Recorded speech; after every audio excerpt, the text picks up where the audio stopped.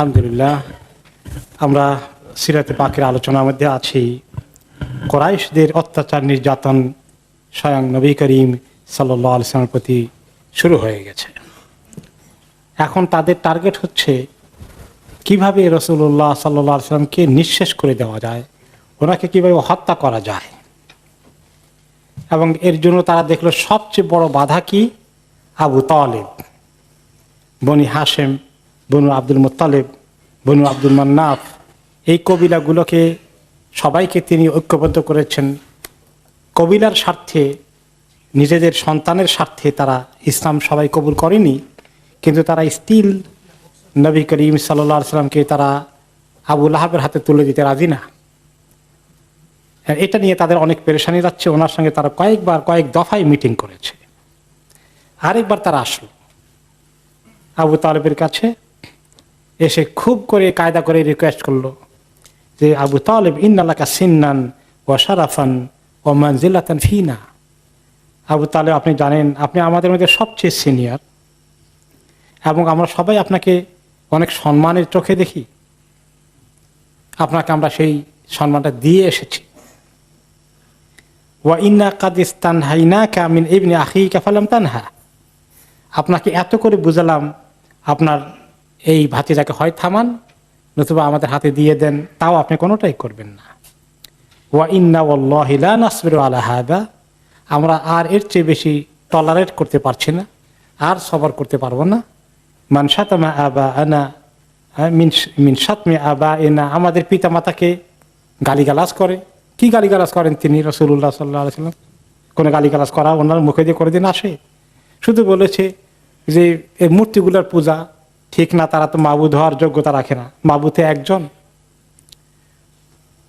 এভাবে করে ও আইব আলিহাতিনা, আমাদের যারা মাবুদগুলো সম্মানের আসনে আছে তাদের নিয়ে সে যে সমস্ত মন্তব্যগুলো করে, এগুলো আমরা কিছুতেই পারবো না অ্যাকসেপ্ট করতে। আপনি মেহেরবানি করে এই ব্যাপারে একটা সিদ্ধান্ত নেন, কি করবেন আপনি। এবং তারা একরকমের থ্রেট দিয়ে চলে গেল। তার মানে তারা এখন বসে থাকবে না, তারা অ্যাকশন নেবে। কি অ্যাকশন নেবে?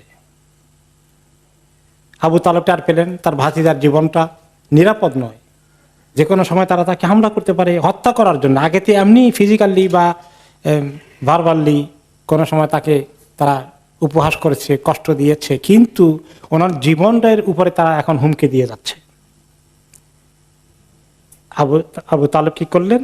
তিনি তার যারা আছে তাদেরকে তিনি ডাকলেন। এমন কোন কোন রেওয়ায়েতে আসছে যে তিনি প্রথমে ভাতিজাকে ডাকলেন, আমরা গত সপ্তাহে শুনেছি। সেখানে আরেকটি রেওয়ায়েত আপনারা শুনেছেন, ইয়াম আল্লাহি লা ওয়াদাউ শামসা ফি ইয়ামিনি ওয়াল কামারা ফি ইয়াসারি আলা আন আতরুকা হাদাল আমর হাত্তা ইযহিরাহুল্লাহু আও উহলাকা ফীহি মা তারাকতু। হে চাচা, আল্লাহর কসম, তারা যদি আমার ডান হাতে সূর্য রাখে আর বাম হাতে চন্দ্রটা এনে দেয় যে আমি এই কাজটা ছেড়ে দেই, আমি কখনো এটা ছেড়ে দেব না। এই দিনের প্রচারের দায়িত্বের কাজ আল্লাহ তাআলা হয়তো দিনকে গালেব করে দিবেন, একদিন প্রতিষ্ঠা করে দিবেন, অথবা আমার জীবনটা চলে যাবে, আমি এই কাজ ছেড়ে দিতে পারবো না। অতঃপর তিনি কাঁদলেন, চোখের পানি চলে আসলো এবং তিনি উঠে গেলেন। যদিও এই সমস্ত এই রেওয়ায়তের ব্যাপারে কিছু মন্তব্য আছে, কতটুকু সহিহ। আসলে সিরাতের ইতিহাসের রেওয়ায়াত আর হাদিসের রেওয়ায়তের ক্ষেত্রে কিন্তু পার্থক্য আছে। আমি বোধহয় আলোচনা করেছিলাম সিরাতে পাকের শুরুতে যে হাদিসের রেওয়ায়তের মধ্যে ওলামায়ে কেরাম একদম মজবুত সনদ না হলে গ্রহণ করতেন না, কিন্তু সিরাতের রেওয়ায়তগুলো ইতিহাসের মতো। ইতিহাসবিদরা যা লিখেছেন এগুলো খুবই মানে দুর্বল না হলে মোটামুটি কিছু কোয়েশ্চন থাকলেও অনেক ওলামায়ে কেরাম ইতিহাসের গ্রন্থে এগুলোকে লিপিবদ্ধ করেছেন। তো এই ব্যাপারে, এই হাদিসটির ব্যাপারে এরকম কিছু মন্তব্য আছে। যাই হোক, এরপর আবু তালেব বললেন, ইয়া ইবনে আখি ফাকুল মা আহবাবতা ফাওয়াল্লাহি লা উসলিমুকা লি শাইইন আবাদান। ভাতিজা, তুমি যা কিছু করতে চাও করে যাও, তোমার কাজ চালিয়ে যাও, আমি তোমাকে কখনো তাদের হাতে ছেড়ে দেব না। এখন তারা চিন্তা করলো, না, এই ধমক দিয়ে এসো, থ্রেট দিয়েও কাজ হচ্ছে না। আবু তালেব তো তাকে ছেড়ে দিচ্ছে না, তাকে প্রতিরক্ষা করছে এবং তার কাজ চালিয়ে যাওয়ার জন্য তাকে পারমিশন দিয়ে দিয়েছে। এখন তার আরেকটা বুদ্ধি করলো, সেটা কি? তারা ইমারা ইবনুল ওয়ালিদ নামে, আর ওয়ালিদ ইবনে মুগীরার একটা যুবক সন্তান আছে, দেখতে শুনতে একেবারে খুব আকর্ষণীয়, স্বাস্থ্য ভালো, সুঠাম দেহের অধিকারী। তারা এসে বলল, আপনার এই ভাতিজাকে, আপনার দরকার তো বুঝছি, বুড়ো হয়ে গেছেন, আপনার একটু হাতের লাঠি, আমরা আপনার জন্য একটা বিকল্প হাতের লাঠি নিয়ে আসি। সেটা হচ্ছে ইমারা ইবনুল ওয়ালিদ। তাকে আমরা আপনাকে দিয়ে দিচ্ছি, তার বাবাকে কনভিন্স করেছি, সে তার এই পিতৃত্বের দাবি ত্যাগ করে আপনার হাতে তুলে দিবে, আর তার বিনিময়ে মুহাম্মদকে আপনি আমাদের হাতে ছেড়ে দেন। কি সুন্দর প্রস্তাব! কাতালাহুমুল্লাহ আন্না ইউফাকুন। তারপর তারা বলল যে দেখেন, এতে এমন ভালো একটা যুবককে আপনাকে দিলাম, আর একে দিয়ে দেন আপনি, এই আপনার জন্য ফিতনার কারণ হয়ে গেছে। মুহাম্মদ আমাদের পিতামাতা, আমাদের মূর্তিগুলো, মাবুদগুলোর ব্যাপারে অন্যায় কথাবার্তা বলে সমাজের মধ্যে ফিতনা ফাসাদ সৃষ্টি করে দিয়েছে, পরিবারের মধ্যে দুই গ্রুপ হয়ে গেছে, সমাজের মধ্যে দুই গ্রুপ হয়ে গেছে। এগুলো থেকে আপনিও নিরাপত্তা থাকলেন, সমাজও নিরাপদ হলো, আমরাও নিরাপদ হলাম। হুয়ারাজুলুন বিরাজুল, আপনার হারানোর কিছু নেই, একটা হারাই তা একটা পাচ্ছেন, তার বদলায় আপনার শূন্যস্থান পূরণ হয়ে যাচ্ছে।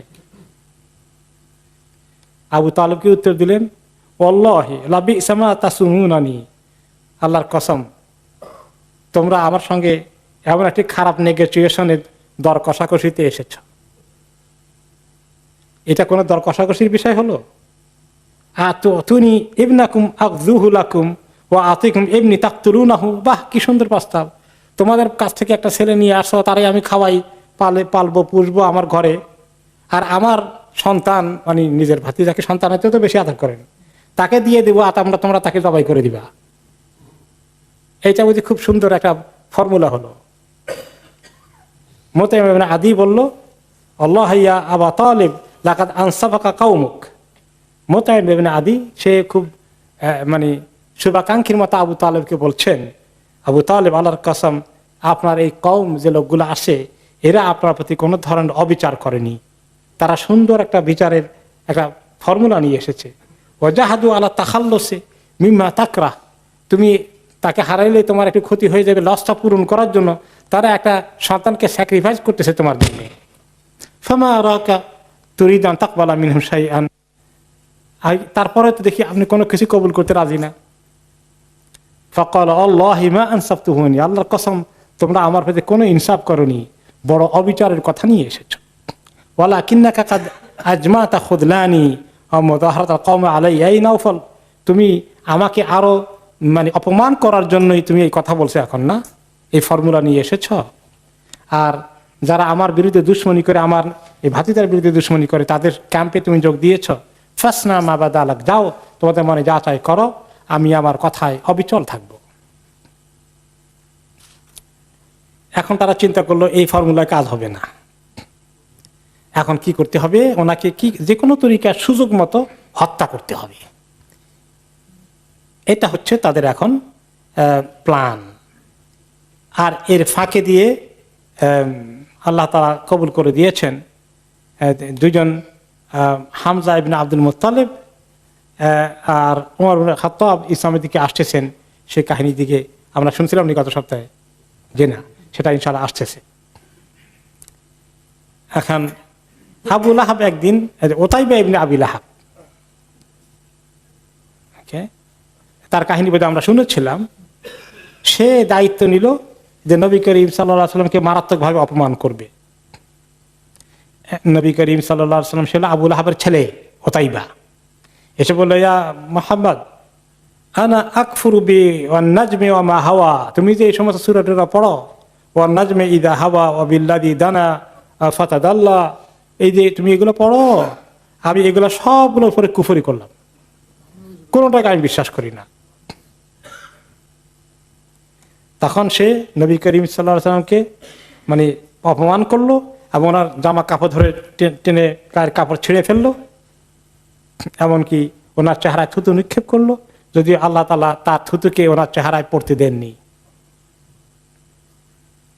তখনই নবী করিম সাল্লাল্লাহু আলাইহি ওয়াসাল্লাম তার এই সীমা লঙ্ঘনকে আল্লাহর কাছে ফরিয়াদ করে বলেন যে আল্লাহ সাল্লাত আলাইহি কালবান মিন কিলাবিকা, আল্লাহ আপনার কুকুরদের একটা কুকুর তার উপরে আপনি সওয়ার করে দেন, তার পেছনে লাগিয়ে দেন।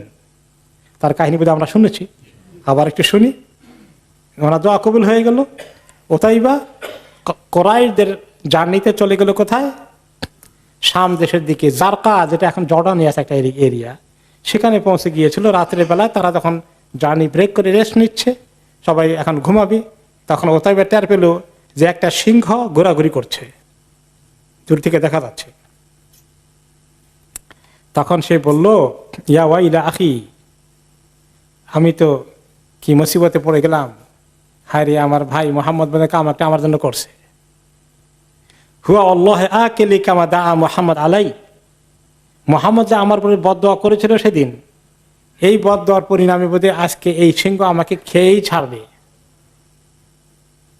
হুয়া বি মক্কা ও আনা বি শাম, মোহাম্মদ তো মক্কায়, আমি তো শাম দেশে আছি, জর্ডানের জারকাতে আছি, এখন তার কুকুর তো আমার এখানে চলে আসছে। এরপর তো সে বলে দিল সবাই মিলে যে আমাকে বোধহয় মোহাম্মদের এই বদদোয়া আজকে আমার জন্য বিপদের কারণ হতে পারে, তোমরা চতুর্দিক থেকে আমাকে ঘেরাও করে রাখো, লাঠি ছোটা হাতে নিয়ে, যাতে সেটা ঢুকতে না পারে। আর তারা লাঠি ছোটা দিয়ে পাহারা দিচ্ছে, আর ঠিক তাদের পাহাড়ের মাঝখানে কোনখান দিয়ে তাদের চোখ, সবার চোখকে আল্লাহ ঝিমিয়ে দিলেন। চট করে এই সিংহটা এসে এক কামড় দিয়ে তাকে ধরে নিয়ে গেল। প্রথমে তার মাথাটাকেই খেয়ে ফেলেছে। আসলে এইভাবে অনেক ঘটনা, কিন্তু তাদের থামাথামি নয়। এরপরে শেষ পর্যন্ত আবু জাহাল একদিন কোরাইশদের মধ্যে বসে আছে, সে আবার কোরাইশদের ওখানে বলল যে তোমরা সবাই এখন দেখা যায় মেনে নিচ্ছ, মানে আবু জাহাল আর আবু লাহাবের তাদের আর ঘুম নাই, তারা এই চিন্তায় তাদের মানে দিন আর শেষ হয় না।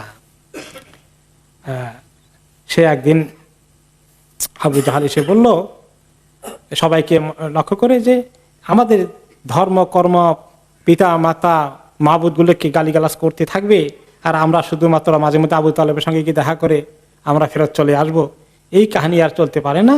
আমি আল্লাহকে সাক্ষী রেখে ওয়াদা করছি, শপথ নিচ্ছি, হামলা, আমি বড় পাথরটা নিয়ে আজকে রেখে দেব, যত যত হেভি ওজনের ক্যারি করতে পারি।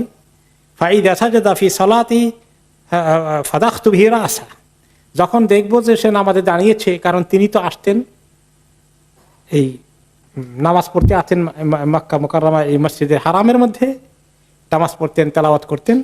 আমি যখনই তাকে দেখবো যে নামাজে দাঁড়িয়েছে, আমি বা সেজদায় গিয়েছে, আমি তার মাথার মধ্যে এটা এমনভাবে আঘাত করব যেন তার মাথা চূর্ণ বিচূর্ণ হয়ে যায়। ওকে, ফাসলিমুনি ইনদা যালিকা আও ইমনাউনি, আমি তাকে মেরে ফেলি, এখন তোমরা সিদ্ধান্ত নিবা। আমাকে তো বনি হাশেমের লোকেরা, বনি আব্দুল মুত্তালিব, বনি আব্দুল মান্নাফ যখন আমাকে এটার প্রতিশোধ নিতে মারতে আসবে, আমার বিরুদ্ধে তারা প্রতিশোধ নেবে, তখন আপ টু ইউ, তোমরা চাইলে আমার পক্ষ থেকে প্রতিরোধ করো আমাকে বাঁচানোর জন্য, আর যদি নাও করো তাদের হাতে ছেড়ে দাও, আমি মরে যাই, এরপর আমি ছাড়বো না। তো সবাই তখন তাকে তাল দিল, লা নুসলিমুকা লিশাইইন আবাদান ফামদি লিমা তুরিদ, হ্যাঁ তুমি এই কাজ করবো আর তোমাকে তাদের হাতে ছেড়ে দেবো, নো, ঠিক আছে তুমি প্ল্যান করো, আমরা আসি তোমার পেছনে। পরের দিন সকালে আবু জাহাল সকাল সকালে চলে আসে, পাথর একটা বিরাট হাতে করে নিয়ে বসে আছে কোঁত পেতে। নবী করিম সাল্লাল্লাহু আলাইহি ওয়াসাল্লাম কখন ঢুকেন তাকিয়ে আছে। তিনি যখন আসলেন সকালের দিকে নামাজ পড়তে, আর কোরাইশের সবাই প্ল্যান করে তাদের যে মজলিস যেখানে তারা বসে আড্ডা দেয় সেখানে বসে আছে। এখন নবী করিম সাল্লাল্লাহু আলাইহি ওয়াসাল্লাম ঢুকছেন, আর ওরা সবাই দেখছে এখন আবু জাহাল কি করে, তার প্ল্যান কি, কিভাবে সে এখন এক্সিকিউট করবে তার প্ল্যান, কসম যে করেছে সে। তিনি যখন সেজদায় গেলেন, এই জালিমটি তখন পাতার হাতে এগিয়ে আসলো, ওনার দিকে সোজা চলে আসলো পাতার হাতে করে। যেই কাছে এসেছে থ্রো করবে পাথরকে, তারা ওর দিকে তাকাচ্ছে আর রাসূলুল্লাহ সাল্লাল্লাহু আলাইহি ওয়াসাল্লামের দিকে তাকাচ্ছে। তারা দেখতে পেল যে হঠাৎ করে তার চেহারার মধ্যে কি একটা বিবর্তন এসে গেছে, কেমন হয়ে গেছে, আগের মতো সে আর নাই এখন, মানে তার ওই স্পিরিট নাই, তার মানে শরীর খারাপ হয়ে গেল না কোনটা ঘটে গেল, এখন সে তার চেহারা রং পরিবর্তন হয়ে গেছে, ভয় পেয়ে গেছে, কাঁপতে কাঁপতে পেছনের দিকে চলে আসে, আর আস্তে আস্তে তার হাতে আর পাথর ক্যারি করার মতো আর ওজন রাখতে পারছে না, পাথরকে সে ফেলে দিল। ওই কোরাইশ যারা এতক্ষণ বসে তামসা দেখেছে, তারা দৌড়ে আসলে এই বেচারা কি হার্ট ফেল করবে নাকি, এখন কি হলো? কালুমা আলাকা ইয়া আবাল হাকাম, কি ব্যাপার, তোমার এই অবস্থা কেন হলো, কি করলা? ক্বালা কুমতু ইলাইহি লিআফআলা বিহি মা কুলতু লাকুমুল বারিহা, গতকালকে যা বলেছিলাম সেটা কার্যকরী করতে গিয়েছি, এক্সিকিউট করতে গিয়েছি। যেই আমি তার কাছে পৌঁছলাম, ফালাম্মা দানাউতু মিনহু উরিদা লি দুনাহু ফাহলুম মিনাল ইবিল, তার পাশে যাওয়ার পাশেই সাথে সাথেই দেখি যে বিশাল এক উট, এত বড় উট আমি জীবনে দেখি নাই, এত বড় মাথা, হাঁ করে আমাদেরকে এগিয়ে আসছে। লা ওয়াল্লাহি মা রাআইতু মিসলা মা হামাতি, এইরকম সাইজের উট আমি জীবনেও দেখি নাই। ওয়ালা মিসলা কাসওয়াতি ওয়ালা আনিয়াবি, তার এত বড় মুখ, হাঁ করে, দাঁত এত বড় বড়, উটের দাঁত এত বড় হয়, মাথা এত বড় হয়, আমি দেখে তো প্রচন্ড ভাবে ভয় পেয়ে গেলাম। হাম্মা বিআনি আকুলানি, মনে হয় না আমাকে এখনই খেয়ে ফেলবে উটটা। এরপরে আমি আর স্বাভাবিকভাবেই কিছু করতে পারলাম না। পরে হাদিসে এসেছে, নবী করিম সাল্লাল্লাহু আলাইহি ওয়াসাল্লাম এই ঘটনা বর্ণনা করতে বলেছেন। ওই যে সে উটের কথা বলেছে, জানো সেই উট কি? যালিকা জিবরিল আলাইহিস সালাম, তিনি হচ্ছেন জিবরিল আলাইহিস সালাম। ওনার চেহারাকে এইরকম করে তাকে একটা ভেসকে দিয়েছেন শুরু। লাউদানা লা আখাযাহু, সে যে আরেকটু অগ্রসর হতো তাকে তিনি ছোঁ মেরে নিয়ে যেতেন। তার কিসমত ভালো যে এটা দেখে সে ভয় পেয়ে পেছনের দিকে চলে গেছে। এরপরে তারপরেই ঘটলো, অল্প কিছুদিনের মধ্যেই তাদের এই ষড়যন্ত্র চলছে। এর মধ্যেই হামজা রাদিয়াল্লাহু আনহু ইসলাম কবুল করার তৌফিক হয়ে গেল। এরই ভিতরে তারা একদিন বসে আছে এই ষড়যন্ত্র করতে করতে, কি করা যায়, মুহাম্মদকে কি করব আমরা, এখনো পর্যন্ত কিছু করতে পারলাম না। আব্দুল্লাহ ইবনে আমর ইবনে আস রাদিয়াল্লাহু আনহু তখনও মুসলিম হননি, তিনিও তাদের মধ্যে বসা আছেন। তিনি বলেন যে হাদারতুহুম ওয়া কাদ ইজতামাউ ফিল হিজর, আমরা দেখতে পেলাম একদিন তারা ওই যে মাকাম ইব্রাহিমের পাশে জামজামের ওখানে, তারা ওখানে বসে আছে এবং এই একই কথা চলছে, লাকাদ সাবারনা মিনহু আলা আমরিন আযীম, তার এই ব্যাপার কতদিন আর আমরা সহ্য করবো, বরদাস্ত করবো, আমাদের সমাজে সে এই অপপ্রচার চালিয়ে যাচ্ছে। ওকে, তারপরে তিনি এসেছেন। এই সময় নবী করিম সাল্লাল্লাহু আলাইহি ওয়াসাল্লাম ঢুকলেন, তিনি হাজর আসওয়াদে এসে চুমু দিলেন। এরপরে তিনি তাওয়াফ করা শুরু করে দিলেন। তারা বিভিন্ন কথাবার্তা বলে ওনাকে মস্কারি করছে, উপহাস করছে, উনি কষ্ট পান, এই সমস্ত কথা বলছে। তখনই আবার এদিকে ঘুরে আসে, তাওয়াফের মধ্যে আবার ওনাকে আক্রমণাত্মক কিছু ভাষা ব্যবহার করে। সাহাবী আব্দুল্লাহ ইবনে আমর তখন মুসলিম না, তিনি বলেন আমি নবী মুহাম্মদ সাল্লাল্লাহু আলাইহি ওয়াসাল্লামের চেহারার দিকে তাকাইলাম, আমি পেলাম যে উনি কত কষ্ট পাচ্ছেন, আমি ওনার চেহারা দেখলাম, সেটা ফুটে উঠলো। এরপরে একবার, দুইবার, 3 নম্বর তাওয়াফে যখন এরকম বললো, তখন তিনি একটু থামলেন, তাদের দিকে লক্ষ্য করে একটু কথা বললেন। কি বললেন? আতাসমাউনা ইয়া মাশারা কুরাইশ আমা ওয়াল্লাযী নাফসি বিয়াদিহি লাকাদ জিতুকুম বিযাবহ, কুরাইশের লোকেরা শোনো, তোমরা যে আমাকে নিয়ে এই উপহাস করছো আর আমাকে এরকম করে তোমরা কষ্ট দিচ্ছ এবং আমার এই দিনকে তোমরা কবুল করছো না, জানো কি এর পরিণতি কি হতে পারে? তোমাদের কপালে জবাই ছাড়া তো কিছু নাই, তাহলে মানে হালাক হয়ে যাবা, আল্লাহর গজব উপরে যাবা তোমরা। কেন তোমরা এই সীমা লঙ্ঘন করছো? এই যখন এই কথা বলেছে, ফাআখাযাতিল কওমু কালিমাতাহু, তখন এই কথাটা কিন্তু তাদের আবার খুব মাথার মধ্যে ঢুকলো ভালো করে।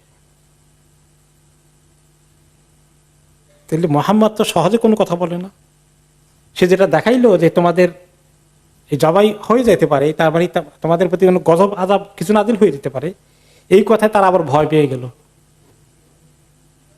এখন সবাই এখন কেউ আর এরকম মন্তব্য করা বাদ দিল, থেমে গেল, ইতস্তত করছে আর বললো এভরিবডি ইনসারিফ ইয়া আবুল কাসিম ফাওয়াল্লাহি মা কুনতা জাহুলান। আবুল কাসিম, ঠিক আছে, ওনাকে ওনার কুনিয়াত ছিল আবুল কাসিম, ওনার এক সন্তানের নাম ছিল কাসিম, যিনি মারা গেছেন ছোটকালে, সেখান থেকে নাম হলো কাসিমের বাবা আবুল কাসিম কুনিয়াত। ওটা কিন্তু সম্মানের ক্ষেত্রে এই নামটা ব্যবহার করে নরমালি। তো বললো যে আবুল কাসিম, আপনি তো কখনোই জাহিলি অর্থাৎ মূর্খতার আচরণ করেন না, আপনি সবসময় ভদ্র, ঠিক আছে, আর কথা বাড়াই না, ভদ্র মানুষ আপনি চলে যান, আমরা আর বাড়াবো না। চলে গেল। এই যে ঘটনা ঘটে গেল, তারা এখানে মোরালি পরাজিত হয়ে গেল, তাই না? যে তিনি তাদেরকে এই কথাটা বলার কারণে তারা ভয় পেয়ে গেল, একটু চিন্তায় পড়ে গেল। কিন্তু এটা তো তাদের জন্য ভালো খবর না, তারা তো ওনাকে শেষ করতে চায়। তার কথায় যদি এভাবে থেমে যায় এবং একটু সবাই মানসিকভাবে যদি একটু ডাউন হয়ে যায়, তাহলে তো মুশকিল। পরের দিন তারা আবার একত্রিত হয়েছে। এখন তারা আবার পরামর্শ করছে। তারা বলল যে কয়েকজনে মিলে এখন ওনার বিষয়ে আলোচনা করছে। আলোচনা করতে করতে হঠাৎ করে তারা কয়েকজনে একসঙ্গে ওনাকে অ্যাটাক করে ফেলল। হ্যাঁ, আব্দুল ইবনে আমর ইবনে আস রাদিয়াল্লাহু আনহু বলেন, এই অ্যাটাক করতে হঠাৎ করে ওনাকে অতর্কিত হামলা করলো। তার মধ্যে একজন ওনার চাদরটাকে ধরে, বা যেটা গায়ের কাপড় যেটা ছিল উপরের অংশ চাদরের মতো, ওইটা ধরে এমনভাবে টানাটানি করলো যে ওনার গলা ফাঁস লেগে যাওয়ার অবস্থা। আর এই খবর পেয়ে আবু বকর রাদিয়াল্লাহু আনহু দৌড়ে আসলেন এবং তিনি কাঁদতে থাকলেন। এসে ওনার গলার মধ্যে প্যাঁচ দিয়ে এভাবেই টান দিয়েছে যে এখন ওনার নিঃশ্বাসই বন্ধ হয়ে যাবে। তিনি বললেন, তাদেরকে ধাক্কা দিয়ে সরানোর চেষ্টা করে বললেন, আতাকতুলুনা রাজুলান আন ইয়াকুলা রাব্বি আল্লাহ, তোমরা ওই লোকটাকে এই জন্য হত্যা করো, মেরে ফেলবা, যে শুধু এই একটি দোষ তার, যে আল্লাহ আমার রব, আল্লাহকে মাবুদ হিসাবে গ্রহণ করে, এটা কি এই অপরাধের কারণে মেরে ফেলবা? এই কথা কে বললেন? আবু বকর রাদিয়াল্লাহু আনহু। তো উনি বলার পরে তারা সরে গেল, ছেড়ে দিল। এবং সেদিন উনি যে কষ্ট পেয়েছেন, আব্দুল ইবনে আমর আস বলেন যে ওনার ওই ফিজিক্যাল কষ্টটা বোধহয় সেদিন সবচেয়ে বেশি হয়েছে মক্কায়, গলায় ফাঁস লেগে যাওয়ার অবস্থা। এই ঘটনাটি অন্য কি রেওয়ায়েতে আসছে, যখন তারা এইভাবে ওনাকে ধরে একেবারে গলা ওনার নিঃশ্বাস বন্ধ হয়ে যাবে, তখন আবু বকর রাদিয়াল্লাহু আনহু ওনার কান থেকে তাদের হাতকে সরিয়ে দিলেন এবং মুক্ত করে দিলেন। একই কথা বললেন। কোন কোন রেওয়ায়েতে আসছে আসমা রাদিয়াল্লাহু আনহা বলেন আবু বকর রাদিয়াল্লাহু আনহু মেয়ে, যে আবু বকর দৌড় পেয়ে চিৎকার করে আসলেন এবং ওনাকে বলল, কেউ লক্ষ্য করে ওনা দৌড়ে এসে বলল যে আবু বকর, তোমার আদরেক সাহেবাকা, তোমার সাথীকে তো মেরে ফেলতেছে, জলদি করে যাও। কেউ একজন এই সমবেদনার মেসেজ নিয়ে গেল। তিনি দৌড়ে আসলেন। আসমা রাদিয়াল্লাহু আনহা বলেন, ওনার মেয়ে আমাদের ঘরে ছিলেন, খবর শুনে তিনি দৌড়ে চলে গেলেন এবং গিয়ে ওনাকে উদ্ধার করার চেষ্টা করলেন। আলহামদুলিল্লাহ উনি উদ্ধার পেলেন। কিন্তু আবু বকর রাদিয়াল্লাহু আনহুর উপরে প্রচন্ড আক্রোশে তারা ওনাকে নির্যাতন করে ফেলল এবং উনি অনেক আহত হয়ে ঘরে ফিরে আসলেন। বাট আলহামদুলিল্লাহ নবী করিম সাল্লাল্লাহু আলাইহি সাল্লামকে তিনি উদ্ধার করতে সক্ষম হলেন। এই খবরটা এভাবে চলছে। এখন এইভাবে একটা করে চলছে। একদিন আবু জাহাল এই ঘটনা ঘটার কয়েকদিনের মাথায় সাফা পাহাড় যেটা ছিল, যেখানে আমরা এখন সাই করি, ওইখানে নবী করিম সাল্লাল্লাহু আলাইহি ওয়াসাল্লামের সঙ্গে কাছাকাছি হওয়ার সুযোগ হয়ে গেল কার? আবু জাহালের। এবং সে ওনার কাছ সামনে আসা মাত্রই ওনাকে লক্ষ্য করে অত্যন্ত খারাপ ভাষা ব্যবহার করলো। খুবই ওনাকে মারাত্মকভাবে গালিগালাজ আক্রমণাত্মক ভাষা ব্যবহার করলো। কিন্তু নবী করিম সাল্লাল্লাহু আলাইহি ওয়াসাল্লাম কোনো কথা বললেন না, কোনো জবাব দিলেন না। কিন্তু সে এখানেই থামে নাই। সে এসে ওনার মাথার মধ্যে কিছু একটা দিয়ে জোরে আঘাত করলো এবং ওনার মাথাটা কিছু ফেটে গেল এবং রক্ত প্রবাহিত হল। আর এই বীরত্বের সাথে কাজ করে আবু জাহাল আবার তার ওই সাথীরা যে এখানে আড্ডায় বসে, সেখানে গিয়ে বীরত্বের সাথে হাজির হয়ে গেল। বসে বলে যে আজকে কাজ করে আসছি একটা। এই ঘটনাটা দেখে ফেলল আব্দুল্লাহ ইবনে জাদআনের একটি বাঁধি ছিল। সে মহিলাটি পাহাড়ের উপর থেকে তার ঘর ছিল, সে দেখতে পেল এই কাণ্ডটা এবং এই সময় ঠিক একটু পরেই হামজা রাদিয়াল্লাহু আনহু শিকারে গিয়েছিলেন। তিনি তার তীর ধনুক নিয়ে ফেরত আসছেন, কেবল বাড়ির দিকে আসছেন। আর মহিলাটি দৌড়ে গিয়ে তিনি খবর দিলেন হামজা রাদিয়াল্লাহু আনহুকে যে ঘটনা কি ঘটেছে। হামজা রাদিয়াল্লাহু আনহু নবী করিম সাল্লাল্লাহু আলাইহি ওয়াসাল্লামের কি হন? চাচা। কোন কোন রিওয়ায়াতে ওনারা অনেক কাছাকাছি, তবে আবার তিনি দুধ ভাইও আবার একই মা থেকে দুধ খেয়েছিলেন।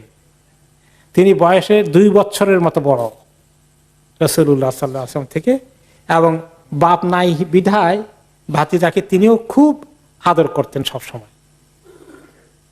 এটা দেখা, এই খবর শুনেই হামজা রাদিয়াল্লাহু আনহু অত্যন্ত রাগান্বিত হয়ে গেলেন। এবং সবাই জানে এই কুরাইশ বংশের মধ্যে একটা টকবগে যুবক, যার রাগ উঠলে তাকে থামানোর ক্ষমতা তাদের কারো নেই। তখন তিনি রেডি হয়ে চলে গেলেন আবু জাহালের কাছে।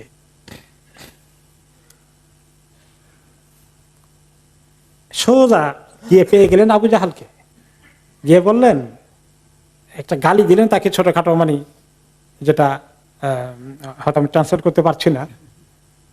তারপরে গিয়ে বললেন যে তুমি আমার ভাতিজাকে এভাবে আক্রমণ করেছ, আর আমি যে তার দিনের মধ্যে আছি তুমি জানো? আমি তার দিন কবুল করেছি, যাও। কিন্তু তিনি আসলে ফর্মালি কবুল করেন না, এখানে জজবার কারণে বলে ফেলছেন। এই কথা বলে আমি তার দিন কবুল করলাম, কি করবি এখন, করে তাকে দিল ওনার ধনুক দিয়ে এক বাড়ি তার মাথার মধ্যে, এক মাথা গেল তার ফেটে। এরপরে এখন ওই আবু জাহালের পক্ষের লোকেরা দৌড়ে আসলো তাকে হেল্প করার জন্য, আর এদিকে হামজার পক্ষের লোকেরা বনে হাশিমা যারা ছিল, বনে আব্দুল মান্নাফ, তারাও দৌড়ে আসলো। এখন তো 2 গ্রুপের মধ্যে এখন প্রচন্ড মারামারি হয়ে যাবে। তা আবু জাহাল এদের আবার বুঝছে যে থাক, এখন মোহাম্মদের এখনো মারি শ্বাস করতে পারি না, আগেই যদি মারামারি করি যুদ্ধ হয়ে যা লাভ হলো কি, ওখান দিয়ে আবার বুদ্ধি আছে। এখন বলে থাক থাক, দরকার নেই, যা হওয়ার হয়ে গেছে, দাউ আবু আমারা ফা ইন্নী সাবাবতু ইবনা আখিহি সাববান কাবিহান, আমি তো এই ভাতিজারে একটু, তারও তো ভাতিজা হয়, আমি তো তারে একটু গালিগালাজ করছিলাম, তো এই জন্য এখন সে একটু মেজাজ খারাপ হয়ে গেছে, থাক, আর এখানে শেষ হয়ে গেল।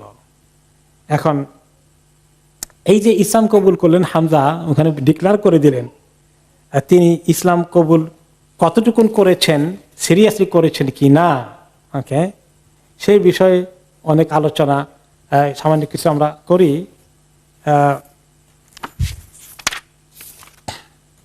সেটা হচ্ছে যে হামজা রাদিয়াল্লাহু আনহু এই কথা বললেন আবু জাহালকে, একটা পিটা দিয়ে তার মাথাও কিছু ফাটিয়ে দিলেন, কিন্তু তিনি ঘরে আসলেন। এসে তিনি চিন্তা করলেন যে আমি যে বললাম ইসলাম কবুল করেছি, আমি কি আসলে ইসলাম কবুল করছি নাকি, করব নাকি। এখন ওনার কিছু ওয়াসওয়াসা পাচ্ছেন, শয়তানও আসছে ওয়াসওয়াসা দেওয়ার জন্য। আমি এতদিন আমার বাপ দাদা সবাই আবু তালেবও কবুল করে নাই, আমি খামাখা ইসলাম কবুল করব কিনা, করে এই একটা গোটা সমাজের এগেইনস্টে চলে যাব কিনা, কি করা যায়, এটা নিয়ে উনি বড় চিন্তার ভিতরে আছেন। সবাই বলবে সাবে সাবা, ধর্মত্যাগী ধর্মত্যাগী, এই টাইটেল দিয়ে দিবে।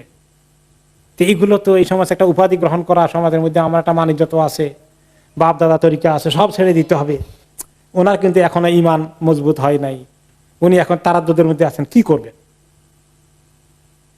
শেষ পর্যন্ত এত মুশকিলে তিনি আছেন, লাল মাউতু খায়রুন লাকা মিম্মা সানাতা, ওনার নফস ওয়াসওয়াসা দেয়, এই কাম করে কেন করতে গেল, তার সে মরে যাওয়াই ভালো ছিল, এইরকম ওয়াসওয়াসা শয়তান দিচ্ছে।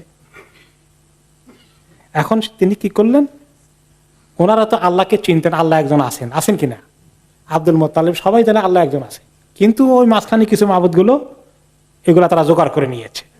এখন বেশি বিপদে পড়লে কিন্তু ছোট মাবুদের বাদ দিয়া কার কাছে যায়, আল্লাহর কাছে যায়। হামজা আজকে একটু বড় বিপদে পড়ছেন, এখন আল্লাহর কাছে গেলে কি বললেন, আল্লাহুম্মা ইন কানা রুশদান ফাজআল তাসদীকাহু ফি কলবি ওয়া ইল্লা ফাজআল লি মিম্মা ওয়াকাতু ফিহি মাখরাজান। আল্লাহ, যে কাম আমি করি বা মুহাম্মদ যে কথা বলে, এটা যদি সত্যি কাজ হয়, আমি ইসলাম কবুল করা যদি রাইট মনে করেন আপনি, তাহলে এই ইসলামের এই বিষয়টা সত্যবাদিতা আমার দিলে আল্লাহ মজবুত করে দেন। আর যদি আমি মনে করি যে ঠিক করি নাই, এটা দরকার ছিল না, এটা না করাটাই ভালো, তাহলে আল্লাহ এখান থেকে সুন্দর মতো বের হয়ে যাওয়ার একটা তরিকা আমার জন্য বের করে দেন। কারণ আমি তো এখন ডিক্লেয়ার করে দিয়েছি, আবার লোকেরা বলবে ডিক্লেয়ার করলো আবার আবার ফেরত গেল, তো এ তো দেখা যায় এর কোনো প্রিন্সিপাল ঠিক নাই। আবার নবী মুহাম্মদের কাছে কেমনি মুখ দেখাই ভাতিজাকে, চিন্তার মধ্যে দোটা নাই আসে, কোনটা করবো আল্লাহ। ফাবাতা বিলাইলাতিন লাম ইয়াবিত বিমিসলিহা মিন ওয়াসওয়াসাতিশ শাইতান হাত্তা আসবাহা। সারাটা রাত্র বেচারার গেল আজকে। এরকম খারাপ রাত্র আর হামজার জীবনে আসে না, দুশ্চিন্তায় ঘুমাইতে পারে না, কোনটা করবে। সকাল হয়ে গেল, এরপরে তিনি রাসূলুল্লাহ সাল্লাল্লাহু আলাইহি ওয়াসাল্লাম চলে আসলেন। এসে কি বললেন, এখন ওনার ক্লিয়ার হচ্ছে না। ইয়া ইবনে আখি ইন্নী ওয়াকাতু ফি আমরিন লা আরিফুল মাখরাজা মিনহু।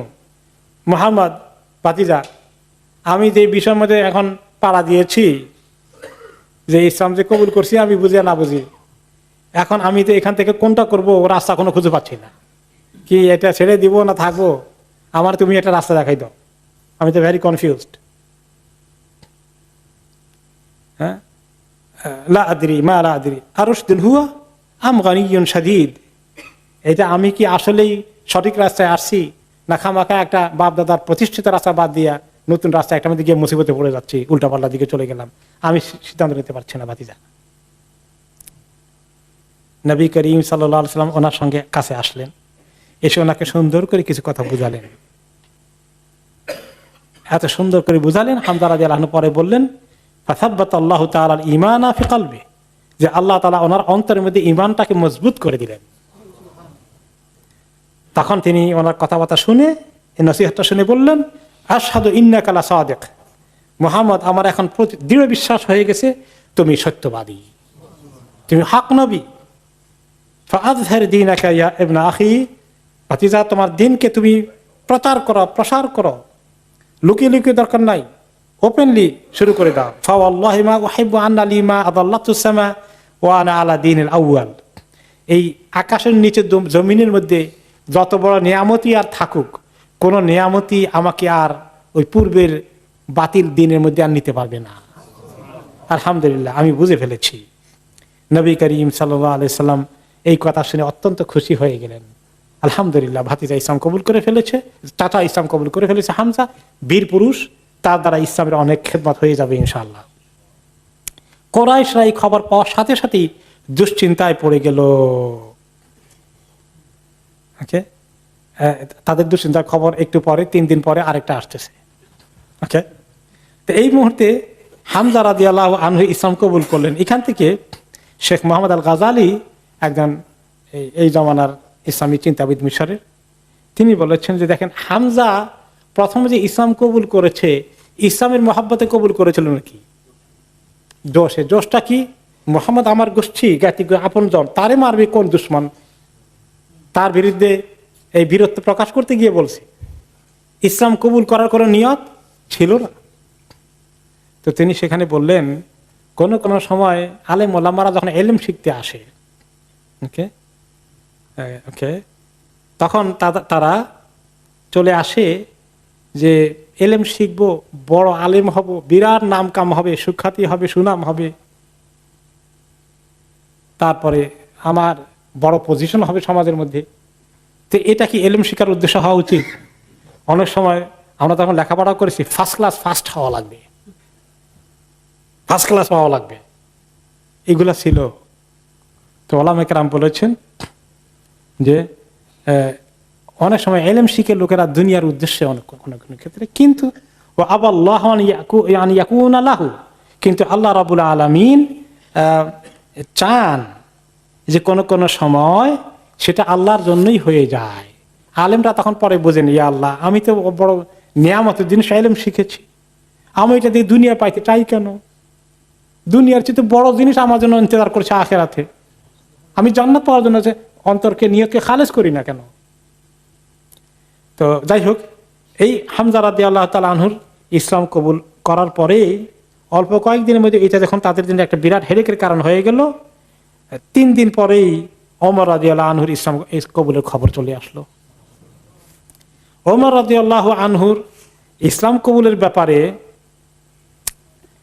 কিছু তো আল্লাহ তাআলার সাহায্য আছে, কারণ নবী করিম সাল্লাল্লাহু আলাইহি ওয়াসাল্লাম দোয়া করেছিলেন। কি দোয়া করেছিলেন?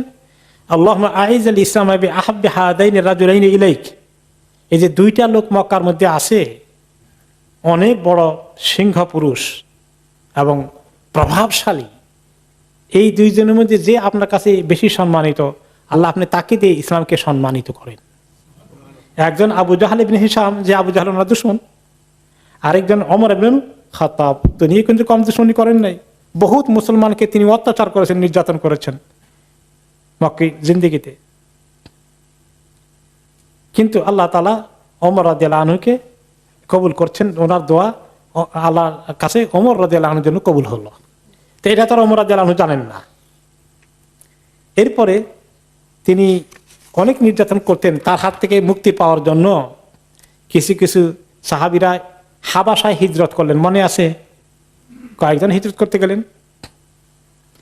তাদের মধ্যে আছেন উম্মে আব্দুল্লাহ লাইলা বিনতে আবি হাসমা রাদিয়াল্লাহু আনহা এবং ওনার স্বামী আমির ইবনে রাবিয়া। এই দুইজন ওনার হাতে নির্যাতিত হয়েছেন। এই দুই পুরুষ এবং মহিলা এনারাও আছেন। এই দুইজন এখন হিজরতের জন্য রওনা করে দিচ্ছেন। মক্কা ছেড়ে কোথায় যাবেন? হাবাসা, আবিসে নিয়ে যাবেন। ওমর রাদিয়াল্লাহু আনহু টের পেয়েছেন তখনও তিনি ইসলামের দুশমন। জিজ্ঞেস করলেন, তোমরা কোথায় যাচ্ছ? তো ওমরের সঙ্গে দেখা হলো। ওকে, قالت إنا لنرتحل إلى أرض الحبشة وقد ذهب عامر في بعض حاجاتنا। যে আমার স্বামী আমের একটা কাজে গিয়েছে আর আমরা হিজরতের জন্য গাটি বসকা রেডি করছি। এই সময় ওমর ইবনে খাত্তাব রাদিয়াল্লাহু আনহু এসে গেলেন আমাদের ঘরের সামনে। ওকে, এবং তিনি শিরকের হালতে আছেন। তার থেকে যা কষ্ট আমরা পেয়েছি সেটা তো বলার মতো না। ওমর বললেন, ও ইন্নাহুল ইনতিলাক ইয়া উম্মে আব্দুল্লাহ, উম্মে আব্দুল্লাহ, আব্দুল্লাহর মা, তোমরা কি কোন দিকে ভেগে যাচ্ছ নাকি? কোন দিকে পালিয়ে যাচ্ছ না? কালত ফাকুলতু নাম, আমি বলছি হ্যাঁ, তা কি করবো, আর আপনাদের অত্যাচারিত অতিষ্ঠ হয়ে গেছি। আল্লাহ লানা খুরিজান্না ফি আরদিল্লাহ, আল্লাহর জমিনে কি জায়গার অভাব আছে নাকি? যাবো দেখিনি আল্লাহর জমিনে কোথায় জায়গা পাওয়া যায়। আদাইতুমুনা ওয়া কাহারতুমুনা হাত্তা ইয়াজআল আল্লাহু লানা মাখরাজান, তোমরা এত কষ্ট দিলা, এত অত্যাচার করলা, দেখি আল্লাহ তাআলা হয়তো আমাদের জন্য কোন রাস্তা যদি খুলে দেন। ফাকালা সাহিবাকুমুল্লাহ, ওমর রাদিয়াল্লাহু আনহু কি জবাব দিলেন? সাহিবাকুমুল্লাহ, আল্লাহ তাআলা তোমাদের সঙ্গী হয়ে যান। কথাটা তো পজিটিভ না? আল্লাহ তাআলা তোমাদের সঙ্গী হয়ে থাকেন যেন, তো আল্লাহ যেন তোমাদেরকে হেফাজত করেন, এটা তো পজিটিভ কথা, তো ওমর বলার কথা না। ফাকুলতু নাম, আমি তার কথা শুনে আমি মনে মনে বলি, রাআইতু লাহু রিক্কাতান লাম আকুন আরাহা, আমার সে কথা যখন বললো আমি দেখলাম তার দিলটা কেন যেন সফট হয়ে গেল, হঠাৎ করে অন্তরটা নরম হয়ে গেল। এটা এরকম ওমরকে আমরা দেখি নাই কখনো, তাকে তো দেখছি বাঘের মতো। সুম্মা সারাব, এরপর ওমর চলে গেল। ওয়াকাদ আহজানাহু ফীমা রাআ খুরুজুনা, মনে হলো আমরা যে চলে যাচ্ছি, দেশ বাড়ি ছেড়ে ত্যাগ করছি, এটা তাকে কিছুটা এফেক্ট করেছে। সে মনে মনে একটু তার খারাপ লাগছে, এটা আমি টের পেলাম। আর ইতিমধ্যে আমের চলে আসলো, ওমর চলে গেছে। তখন আমি আমার স্বামীকে বললাম, হে আবু আব্দুল্লাহ, লাউ রাআইতা উমরা আনিফান ওয়া রিক্কাতাহু ওয়া হুজনাহু আলাইনা, আর আপনি তো দেখেন নাই ওমর আসছিল, এইভাবে কথা হলো। ওমরকে যদি আপনি দেখতেন একটু আগে, আর তার অন্তরটা কেমন সফট হয়ে গেছে যদি দেখতেন, এবং আমরা যে চলে যাচ্ছি এই ব্যাপারটা তাকে ব্যথিত করে ফেলেছে, আমি রিয়ালাইজ করলাম, আপনি সেটা মিস করলেন। ক্বালা আতামি'তি ফি ইসলামিহি, স্বামী বলেছেন স্ত্রীকে, তুমি কি তার ইসলাম কবুলের ব্যাপারে খুব আশাবাদী হয়ে গেছ? ক্বালাত নাম, তিনি বললেন যে আমি তো আশাবাদী, আল্লাহ দিলে হইতেও পারে। কিন্তু ওনার স্বামী বলেন, তাকে তো ভালো করে চিনছেন, আর এই চেহারাটা তো দেখেন নাই। উনি বিশ্বাস করতে পারছেন না। উনি বলেন, লা ইসলামুল্লাযী রাআইতি হাত্তা ইসলামে হিমারুল খাত্তাব, যাকে দেখছ সে যে ইসলাম কবুল করবে আমার মনে হয় না। এমনকি এই খাত্তাবের গাধা যেটা আছে সেটা ইসলাম কবুল করলেও করতে পারে, কিন্তু ওমর করবে না। তার গাধার কথা কেউ বললে আমি বিশ্বাস করতে পারি, কিন্তু ওমরের কথা আমি বিশ্বাস করতে পারবো না। কিরকম নির্যাতিত হয়েছে বুঝতে পারেন তো। ওকে, যাই হোক, এরপরে ঘটনা হলো যে ওমর রাদিয়াল্লাহু আনহুর তিনি খোলা তরবারি হাতে করে নবী করিম সাল্লাল্লাহু আলাইহি ওয়াসাল্লামকে হত্যা করার উদ্দেশ্যে রওনা হয়ে গেছেন। ওকে, এই ঘটনাটা কোন কোন রিওয়ায়াতে বলা হয়েছে সহিহ নয়। মুহাদ্দিসিনে কেরাম ওমর ইবনে খাত্তাবের সিস্টারকে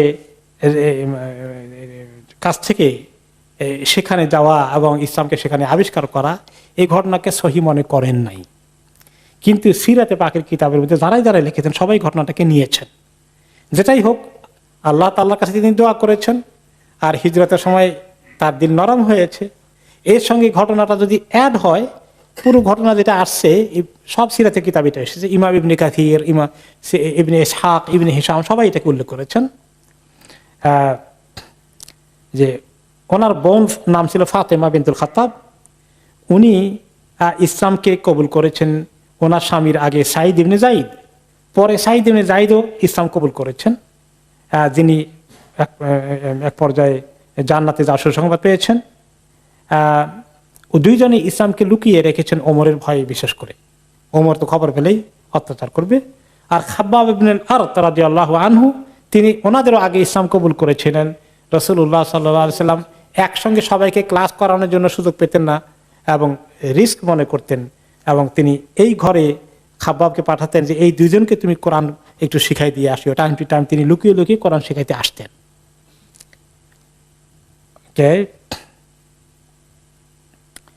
এদিকে ঘটনা হলো যে ওমর রাদিয়াল্লাহু আনহু যখন এই মহিলা চলে গেল,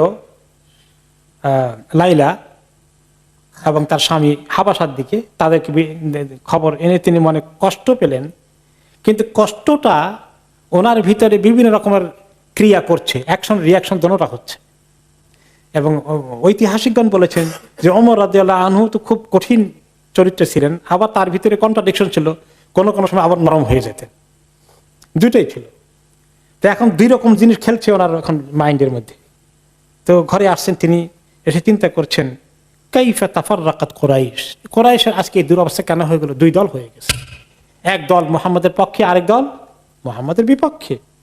আর এমনকি এক দল অত্যাচার করতে গিয়ে কিছু লোককে আবার নিজের জন্মভূমি ত্যাগ করে সুদূর আবিসিনিয়া হাবাসায় চলে যেতে হলো, ইথিওপিয়ায় চলে যেতে হলো। কেন এগুলো সবকিছু হয়েছে? এইগুলো হয়েছে মুহাম্মাদের কারণে। ওই আবার শয়তানি ওয়াসওয়াসা ঢুকে ওনার ভিতরে এরকম ভূমিকম্প চলছে, ভূমিকম্প, এদিকে একবার ওদিকে একবার। মুহাম্মাদের কারণে এটা হচ্ছে, তাহলে মুহাম্মদকে আমি হত্যা করবো। এই রেওয়ায়েত সহি কিনা এই ব্যাপারে যথেষ্ট সন্দেহ আছে, যদিও সব কিতাবে আসছে বিধায় আমরা বলে যাচ্ছি। এখন সে চিন্তা করলো যে ঠিক আছে, আমি তাহলে এই কাজই করি। তরবারি হাতে নিয়ে তিনি বেরিয়ে পড়লেন ঘর থেকে। সামনে যখন আসলেন, ওই সময় নবী করিম সাল্লাল্লাহু আলাইহি সাল্লাম সাফার নিচে দারুল আরকামে তখন প্রায় 40 সাহাবীদেরকে নিয়ে বসে তালিমের কাজ করছেন, দিন শেখাচ্ছেন। সেখানে আবু বকর রাদিয়াল্লাহু আনহু, আলী ইবনে আবি তালেব, হামজা রাদিয়াল্লাহু আনহু, ওনারা সবাই এখানে ছিলেন। তো রাস্তার মধ্যে ওনার বাড়ির দিকে যখন রওনা হয়েছে, খোলা তরবারি হাতে করে দিয়ে নিয়ে আরেক সাহাবীর সঙ্গে দেখা হয়ে গেল, নাঈম ইবনে আব্দুল্লাহ। তিনি বুঝতে পেরেছেন ওমর কি জিনিস, তার মতলব কি তরবারি দেখেই বুঝছেন। তিনি কিন্তু ইসলাম কবুল করেছেন বেশ আগে, ইসলামকে লুকিয়ে রেখেছেন, প্রকাশ করেননি। বলেন আইনা তুরিদু ইয়া ওমর, কোন দিকে ওমর রওনা হয়েছেন? উরিদু মুহাম্মাদান হাদা সাবি, এই আমাদের ধর্মত্যাগী মুহাম্মাদের উদ্দেশ্যে রওনা হয়েছি। আল্লাযী ফাররাকা আমরা কুরাইশ ওয়া সাফা আহলামাহা, কুরাইশের ব্যাপারগুলোকে সে একেবারে বড় গন্ডগোল সৃষ্টি করে দিয়েছে, সমাজের মধ্যে ফিতনা ফাসাদ সৃষ্টি করে দিয়েছে, বাপদাদাকে গালিগালাজ করেছে, মূর্তিগুলোকে গালিগালাজ করছে। এখন নোয়াম চিন্তা করলো তারে কিভাবে ফিরানো যায়, যেদিকে টার্গেট নিয়ে রওনা হয়েছে, এই টার্গেটে গেলেই তো নবী করিম সাল্লাল্লাহু আলাইহি ওয়াসাল্লাম কোথায় আছে খবর নিয়ে সে অ্যাকশন করে ফেলবে। তিনি একটু টার্গেটটাকে ডাইভার্ট করার জন্য, ঘুরানোর জন্য বললেন, আরে আল্লাহ লাকাদ গাররাতকা নাফসুকা ইয়া ওমর, তোমার নফস তোমাকে ধোঁকা দিয়েছে। আতারা বানি আব্দি মানাফ ওয়া বানি যুহরা তারিকিকা তামশি আলাল আরদ ওয়াকাদ কাতালতা মুহাম্মাদান, তুমি একলা যাচ্ছ মুহাম্মদকে কতল করতে। মুহাম্মাদের যে 3 গোষ্ঠী আছে, বনি হাশেম, বনি আব্দুল মুত্তালিব, বনি আব্দি মান্নাফ, তারা তোমাকে একলা জিন্দা ছেড়ে দিবে? খামাখা এই রিস্কে যাচ্ছ কেন? আফালা তারজিউ ইলা আহলি বাইতিকা ফাতুকিমু আমরাহুম, তার চেয়ে নিজের ঘর সামলাও আগে। তোমার বোন ফাতেমা, তার স্বামী যে ইসলাম কবুল করে বসে আছে, সে খবর রাখো নাকি? মানে এখন তারে ঘুরানোর জন্য এই দুজনের উপরে বিপদ গেলেও আল্লাহ নবী তো বাঁচলেন। এই বুদ্ধি করি বেচারা আরেকদিকে ঘুরাই দিলেন। হ্যাঁ, কি বলছো তুমি? আমার বোন, আমার ভগ্নিপতি? ওমর তো তখন সঙ্গে সঙ্গে চলে আসলো বোনের বাড়িতে। তার আওয়াজ পেয়েই হুঙ্কার দিয়ে আসতেছে, খাব্বাব জলদি করে লুকাই গেলেন ঘরের ভিতরে একটা স্টোর রুমের মধ্যে, কারণ ওনারা তো আগে অ্যাকশন নেবে। তারপরে গিয়েই ঢুকার আগেই শুনছে সূরা তাহা তারা পড়ছে, ওনারা সূরা তাহা পড়ছেন, এই আওয়াজ আসছে, কিসের আওয়াজ পেলাম, কি পড়ছে সব, এই আক্রমণ করে ঢুকার সঙ্গে সঙ্গে খাব্বাব লুকাই গেলেন। আর এসে সোজা তার ভগ্নিপতিকে দিল অ্যাটাক, তাকে এমনভাবে আহত করলো, রক্তাক্ত হয়ে গেছে। তখন বোনটা এগিয়ে আসলো তাকে হেল্প করার জন্য, বোনকেও ধাক্কা দিয়ে আঘাত দিয়ে ফেললো, বোনের শরীর থেকে রক্ত পড়া শুরু হয়ে গেল। তারপরে ওমর রাদিয়াল্লাহু আনহু দেখলেন যে বোনের শরীর থেকে রক্ত, ভগ্নিপতিও। এরপরে তিনি তাদেরকে বললেন, কাজ মনে কেন করলা, কেন আমাদের ধর্ম ত্যাগ করলা, কেন ধর্মত্যাগী হয়ে গেল। এখন ওনারা দুইজনে মা যখন খাইছে আর লুকিয়ে লাভ কি, তারা বলছে যে নাম কাদ আসলাম না ওয়া আমানা বিল্লাহি ওয়া রাসূলিহি ফাসমা মা বাদালাক, আমরা ইসলাম কবুল করছি, আল্লাহ এবং তার রাসূলের প্রতি ঈমান আনছি, কি করবা করো, তোমার খুশি, আমরা পরোয়া করি না। ওমর যখন যেই রক্ত দেখলো বোনের গায়ে, তার তখন খুব খারাপ লাগলো, আমি কি করলাম। এবার সে থামলো, থেমে এখন তার মাথায় ওই যে তার দুই রকম ভূমিকম্প চলতেছে, ওইটাও চলে এটাও চলে। পরে আমি ঢুকার আগে কি আওয়াজ পাচ্ছিলাম শুরু করে পড়ছিল, জিনিসটা কি, তখন তারা বলল যে এই যে এইটা মা হাদাল্লাযী জা বিহি মুহাম্মদ, এবং এই যে এই জিনিস আমরা কোরআনের সূরাগুলো কোনারা লিখে রেখেছিলেন, এইগুলো দেখালেন যে 2-4টা সূরা লেখা ছিল। তখন তারা বললেন যে ইন্না নাখশাকা আলাইহা, না তোমার হাতে এটা দেব না, কারণ তুমি এটা নিলে এখন ছিঁড়ে ফেলবা, নষ্ট করে ফেলবা, জ্বালাই দিবা, আমরা তোমার হাতে দেব না। তখন বললো যে আল্লাহর কসম দাও, আমি কিচ্ছু করব না, আমি দেখতে চাই এর মধ্যে আছে কি পড়লা এতক্ষণ, কেন তোমরা সবাই জান দিয়ে এটাকে ধরছো, আমি এটা আবিষ্কার করতে চাই। তাহলে শর্ত আছে দেবো, এই কথা যদি কসম করছেন তো দেবো, বিশ্বাস করছি, কিন্তু ইন্নাক নাজিসুন আলা শিরকি, আপনি তো মুশরিক হালতে নাজেস, নাপাক, আপনি নিজে গোসল টোসল করে আসেন তাহলে দেবো, পাক হওয়া লাগবে আগে। তখন কথা মতো গোসল করছে, এই সূরা এবার হাতে নিয়েছে, হাতে নিয়ে এখন ওমর পড়ছেন বিসমিল্লাহির রহমানির রহিম তাহা মা আনজালনা আলাইকাল কুরআনা লিতাশকা ইল্লা তাযকিরাতাল লিমান ইয়াখশা তানজিলাম মিম্মান খালাকাল আরদা ওয়াস সামাওয়াতিল উলা আর রহমানু আলাল আরশি ইস্তাওয়া। অনেক সুন্দর সুন্দর আয়াতগুলো শুরুতে আছে যে আমি আপনার প্রতি কোরআন এই জন্য নাজিল করিনি যে আপনি হতভাগ্য হয়ে যাবেন, দুর্ভাগ্য হয়ে যাবেন।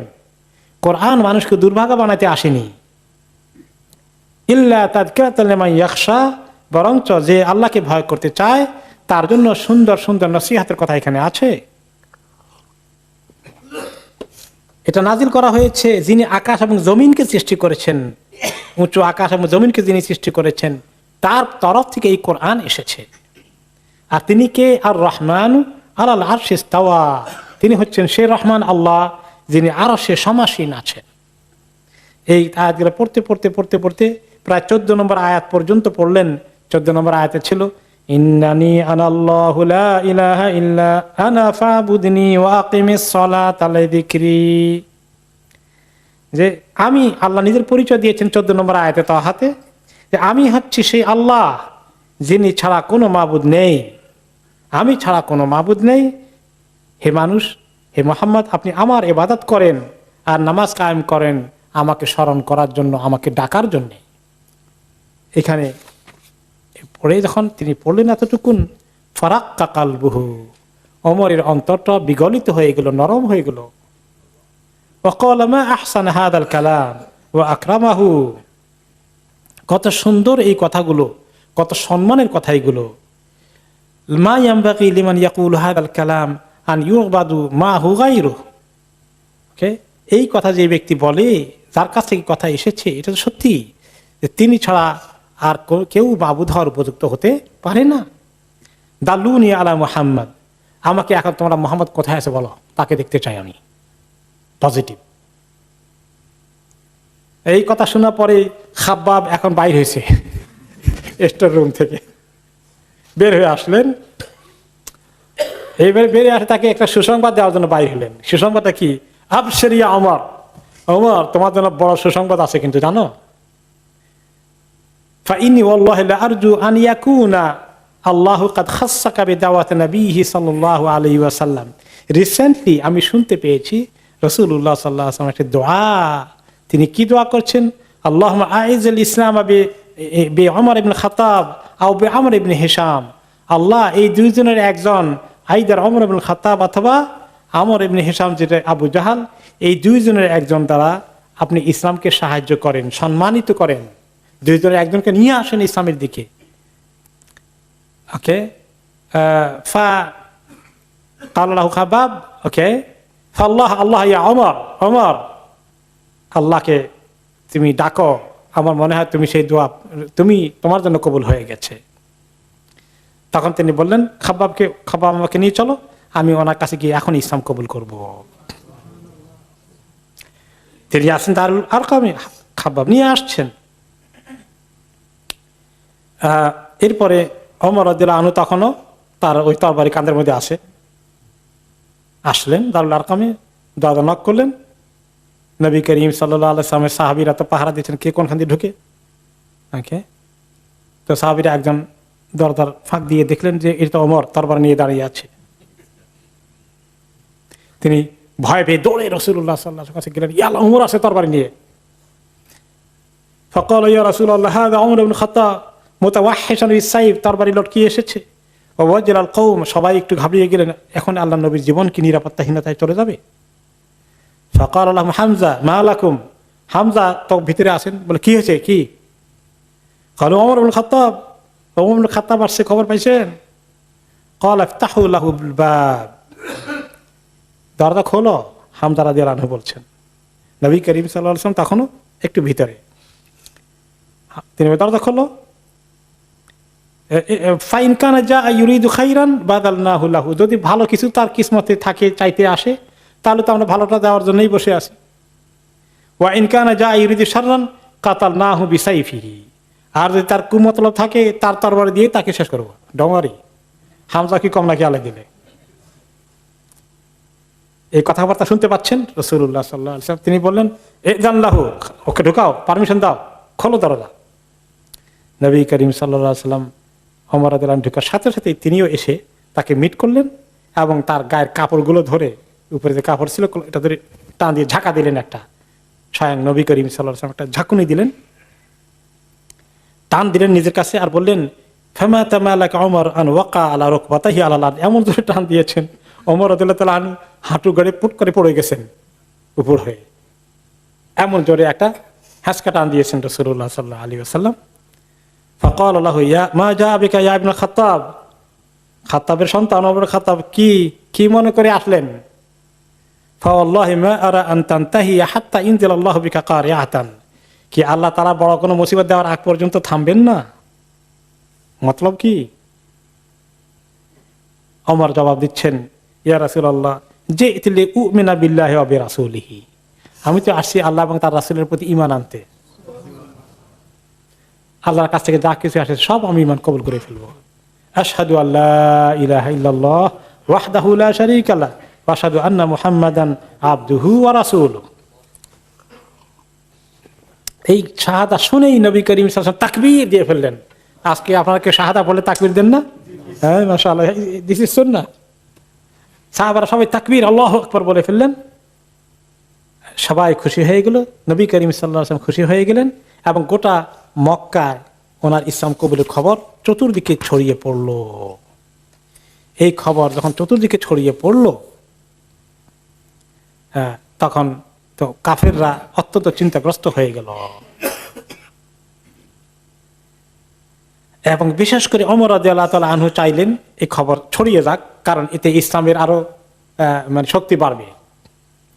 এ বিষয়ে একটি রিওয়ায়াত এসেছে, ওমর রাদিয়াল্লাহু আনহু ইসলাম কবুল করার ফলে তিনি তখনও কুরাইশ লোকেরা জানে নাই যে তিনি ইসলাম কবুল করেছেন।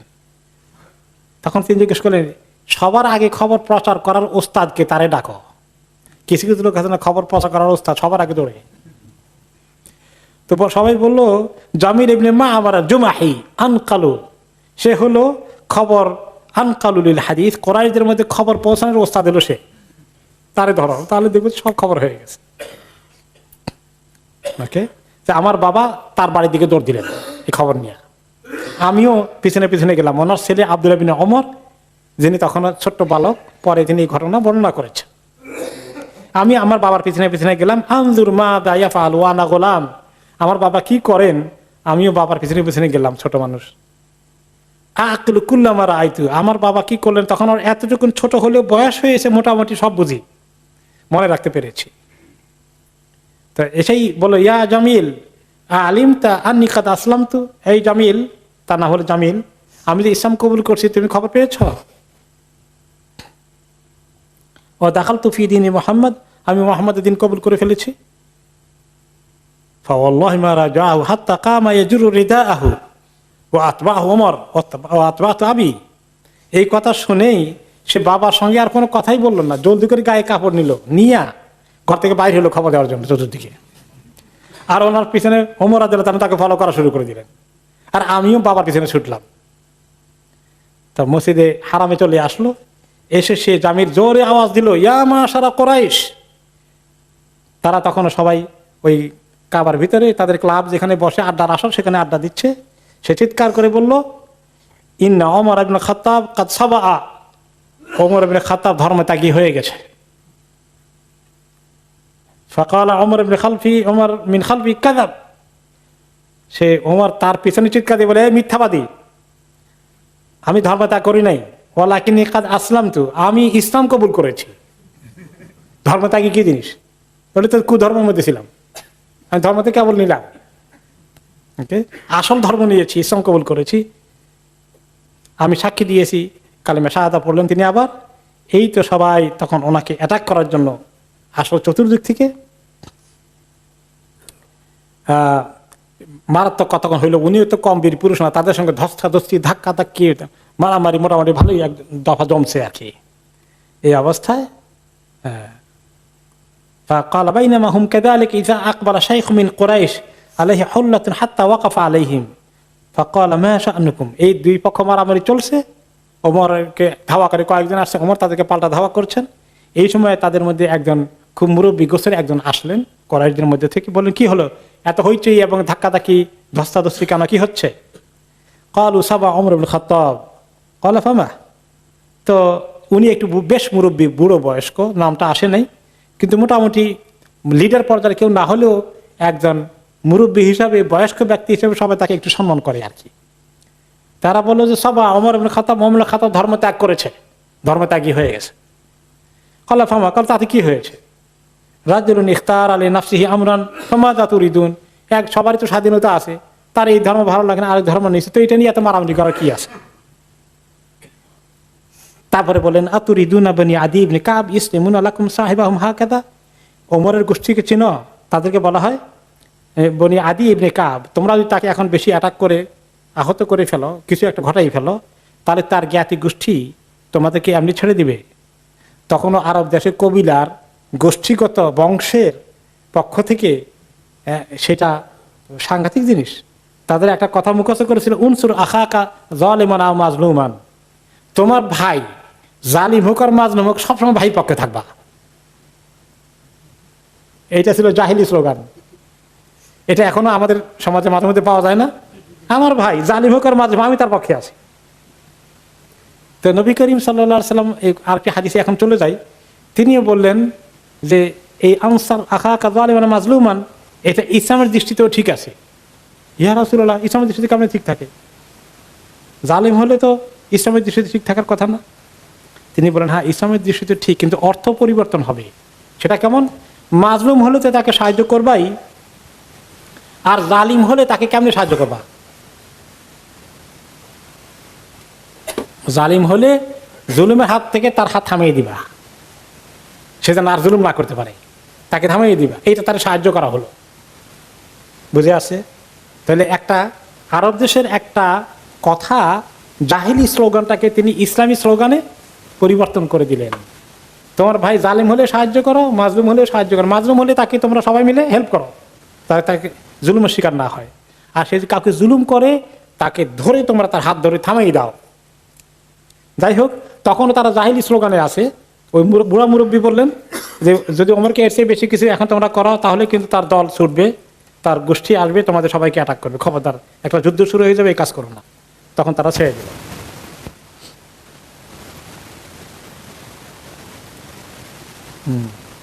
তো বলে যে ওই লোকটাকে আমি চিনি না, যে লোকটা মুরব্বী, বুড়ো মুরব্বী কথা বললো। আমি তখন ছোট, আর বাবাকে জিজ্ঞাসা করি নাই। মদিনা গিয়া হিজরতের পরে, অনেক পরে ঘটনা, তখন একটু বড় হয়েছি, আমি আব্বাকে বললাম যে আব্বা, যেদিন আপনি ইসলাম কবুল করেছিলেন আর লোকেরা আপনার সঙ্গে খুব মারামারি ধস্তাধস্তি করলো, একটা মুরব্বী এসে যে একটা কথা বলে থামাই দিলেন, ওনার নামটা কি?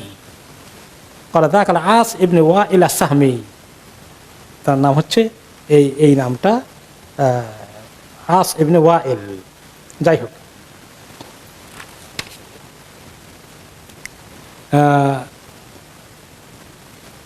এরপরে হলো, এখন মক্কার লোকেরা ওই দিন থেমে গেল এই কথাটা শুনে, কিন্তু তারা পরে প্ল্যান করলো কিভাবে ওমর রাদিয়াল্লাহু আনহুকে হত্যা করা যায়। এই বিষয়ে সহিহ বুখারীতে বর্ণনা এসেছে। ইবনে ওমর, ওনার ছেলে বর্ণনা করেছেন, আব্দুল্লাহ ইবনে ওমর, ক্বালা বাইনামা হুয়া ফি দার, একদিন আমার বাবা ওমর ইবনে খাত্তাব ঘরে ছিলেন। তিনি এখন স্বাভাবিকভাবেই একটু ভয়ের মধ্যে আছেন, যে কোনো সময় অ্যাটাক করতে পারে, যদিও বীর পুরুষ, তারপরেও তো এখন সবসময় বিপদে পড়তে কে চায়। ওই সময় আস ইবনে ওয়াইল আস-সাহমি আসলো, আবু আমর, তারা সবাই মিলে আসলো, এসে বলল মা বালুকা, কিছু লোক ওনার কাছে আসলো, তার মধ্যে আস ইবনে ওয়াইল আস-সাহমি, ওই যে লোকটা তখন মুরব্বী, তাকে ওনাখান লোকদেরকে থামিয়ে দিয়েছিলেন, তিনি আসলেন ওনার সঙ্গে দেখা করতে, বলেন মা বালুকা, তোমার কি হয়েছে?